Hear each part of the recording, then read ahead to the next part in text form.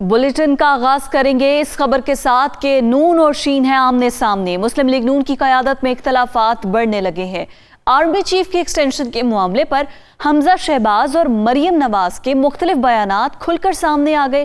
حمزہ شہباز کہتے ہیں کہ آرمی چیف کی توسیع کا فیصلہ پارٹی قیادت کا تھا، جو بالکل درست تھا، لیکن مریم نواز نے کچھ روز پہلے کہا تھا کہ وہ کسی ایکسٹینشن میں شامل نہیں تھی۔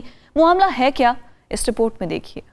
مسلم لیگ نون میں دراڑیں واضح ہونے لگی۔ میم شین نون کے الگ الگ بیانیے، آرمی چیف کی ایکسٹینشن میں بھی 2 بیانیے۔ مریم نواز اور حمزہ شہباز کے مختلف بیانات نے پنڈورا باکس کھول دیا۔ آرمی چیف کی ایکسٹینشن کا معاملہ مسلم لیگ نون کی قیادت کا فیصلہ تھا۔ میں سمجھتا ہوں کہ یہ درست فیصلہ تھا۔ کسی ایکسٹینشن میں اس گناہ میں شامل نہیں۔ حمزہ شہباز نے آرمی چیف کے عہدے کی توسیع کا فیصلہ درست اور پارٹی قیادت کا فیصلہ قرار دے دیا۔ آرمی چیف کی ایکسٹینشن کا معاملہ، اس بارے میں کوئی ابہام نہیں ہے کہ یہ فیصلہ مسلم لیگ نون کی قیادت کا فیصلہ تھا، اور میں سمجھتا ہوں کہ یہ درست فیصلہ تھا۔ نائب صدر مسلم لیگ نون مریم نواز نے 23 سپتمبر کو ایکسٹینشن معاملے کو گناہ قرار دیا۔ نیب کے چیئرمین کی ایکسٹینشن کی جب بات آفیشلی سامنے آئے گی تو ہم اس پہ ریاکشن دیں گے۔